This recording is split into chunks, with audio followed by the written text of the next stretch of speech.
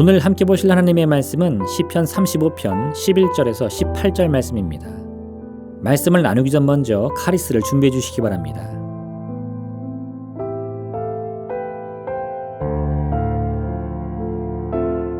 불의한 증인들이 일어나서 내가 알지 못하는 일로 내게 질문하며 내게 선을 악으로 갚아 나의 영혼을 외롭게 하나 나는 그들이 병 들었을 때에 굵은 베옷을 입으며 금식하여 내 영혼을 괴롭게 하였더니 내 기도가 내 품으로 돌아왔도다.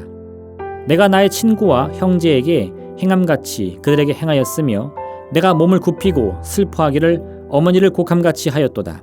그러나 내가 넘어짐에 그들이 기뻐하여 서로 모임이요 불량배가 내가 알지 못하는 중에 모여서 나를 치며 찢기를 맞이 아니하도다. 그들은 연회에서 망령되이 조롱하는 자같이 나를 향하여 그들의 이를 갈도다. 주여 어느 때까지 관망하시려나이까. 내 영혼을 저 멸망자에게서 구원하시며 내 유일한 것을 사자들에게서 건지소서. 내가 대회 중에서 주께 감사하며 많은 백성 중에서 주를 찬송하리이다. 아멘. 드디어 다윗은 하나님께 자신이 행한 선한 일들에 관해 고백합니다. 다윗은 원수의 실패를 조롱하지 않았습니다. 그는 원수가 문제와 절망에 빠졌을 때 마치 친구와 형제를 위해 기도하듯 간절히 금식하며 기도했습니다. 그 기도의 응답으로 다윗의 원수들은 문제를 해결받고 생명을 건진받을 수 있었습니다. 그런데 그 때문에 이제는 다윗 자신이 또 다른 문제와 어려움에 빠지게 된 것입니다. 다윗은 원수들이 행한 악을 선한 마음으로 갚아주었지만 그들은 오히려 이런 다윗을 조롱하며 여전히 그를 미워합니다. 그러니 이제는 다윗도 자신이 그들을 위해 열심히 기도한 일이 조금씩 후회가 되었습니다. 하지만 다윗이 보인 후회의 표현은 진짜 후회한다는 의미가 아닙니다. 다윗은 자신의 과거를 돌아보며 당시의 선택을 뼈저리게 후회하는 것이 아니라 이런 자신의 과거의 행적을 하나님께 아뢰고 있는 것입니다. 즉 다윗은 하나님께 자신이 지난날 원수들에게 행한 선한 일들을 기억해달라고 간청하고 있는 것입니다. 다윗이 하나님께 자신이 행한 선한 일들을 구하는 이유가 무엇일까요? 하나님께서 자신의 선함을 갚아주시기를 원하기 때문입니다. 물론 우리가 선을 행한다고 해서 반드시 하나님이 우리의 행위를 그대로 갚아주시는 것은 아닙니다. 왜냐하면 우리가 아무리 많은 선을 행한다고 하더라도 결국 지금 우리가 누리고 있는 하나님의 은혜는 비할 수 없을 만큼 작고 초라한 일이기 때문입니다. 그럼에도 다윗이 하나님께 자신의 선함을 기억해달라고 요구하는 이유는 이제 사실상 다윗에게 남은 것이 아무것도 없었기 때문입니다. 아무리 자신이 행한 일을 되돌아보아도 다윗은 자신이 하나님의 은혜를 받을 자격이 없음을 더욱 분명히 깨달을 뿐이었습니다. 그럼 이제 어떻게 해야 합니까? 자격 없음을 한탄하며 후회해야 할까요? 결코 그렇지 않습니다. 우리 자신이 상한 갈대와 같이 혹은 꺼져가는 등불과 같이 아무런 자격도 능력도 없는 초라한 인생을 살아간다 하더라도 하나님은 우리를 결코 포기하지 않으신다는 사실을 붙들어야만 합니다.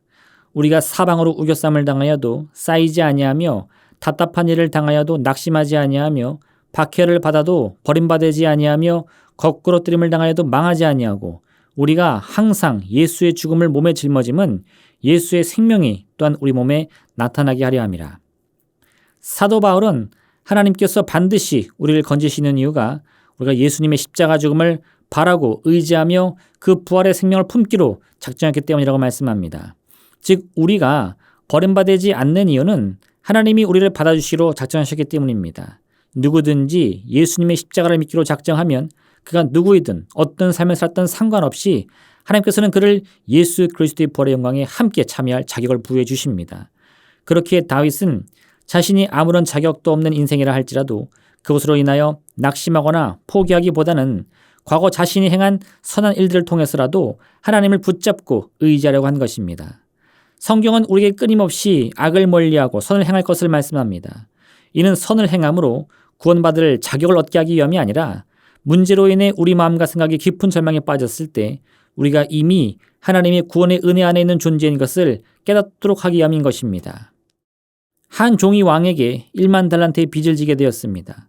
왕은 그를 불러 몸을 팔던지 가족을 팔아서라도 빚을 갚으라고 독촉합니다. 그러자 그는 왕 앞에 머리를 조아리며 있는 힘껏 자비를 구합니다. 그러자 왕은 아무런 조건 없이 그의 빚을 다 탕감해 주었습니다.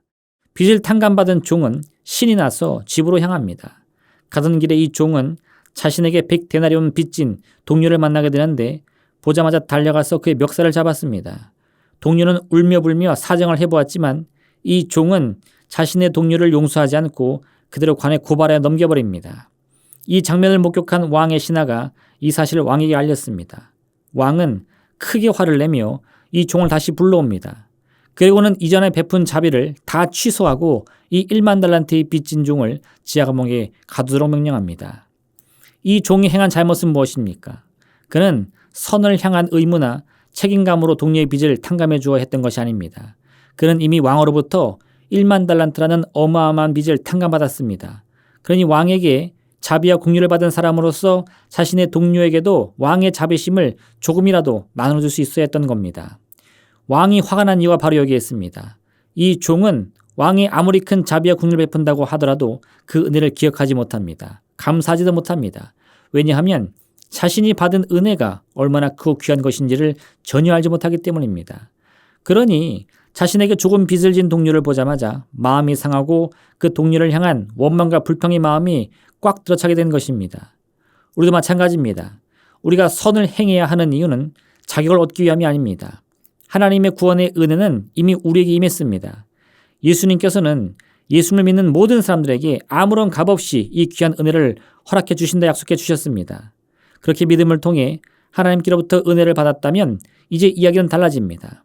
그는 하나님의 은혜로 죄를 용서받고 문제를 해결받았습니다. 병을 고침받고 넘치는 축복과 생명을 누리게 되었습니다. 그렇다면 이제 그는 악을 버리고 하나님의 뜻을 따라 선을 행하며 생명을 살리는 일에 최선을 다해야만 합니다. 이는 하나님의 은혜를 갚기 위함이 아니라 자신이 하나님의 은혜 안에 거하고 있는 삶인 것을 세상에 증명하기 위한 것입니다. 결국 다윗은 자신이 행한 선한 일들이 자격이 아닌 하나님의 백성임을 증명하는 증거가 되길 바라는 것입니다. 그리고 이 증거를 통해 하나님께서 변함없는 자비와 긍휼을 베풀어 주실 것을 기대한 것입니다. 그러므로 오늘 하루 힘써 선을 행하신 여러분 되시길 바랍니다. 이를 통해 우리는 지금 우리가 누구이며 하나님께로부터 얼마나 큰 은혜와 축복을 받고 있는지를 다시 한번 깨닫게 될 것입니다.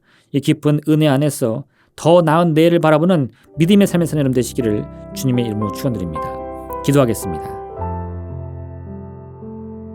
사랑의 하나님 아버지, 참으로 오늘 우리가 누리고 있는 주의 귀한 은혜를 바라보게 하여 주시옵소서. 마음에 품게 하여 주시옵소서. 그 은혜를 생각하여 깊은 어둠 속에서도 빛의 갑옷을 입고 빛의 자녀의 삶에 살아가는 우리가 되게 허락하여 주옵소서. 그 같은 믿음의 결단을 통해서 참으로 우리가 고와 같이 버림받는 인생이 아니라 언제나 주 품에서 하나님의 은혜와 넘치는 생명을 얻는 복된 인생인 것을 깨달아 알게 도와주옵소서. 감사드리며 예수님의 이름으로 기도드립니다. 아멘.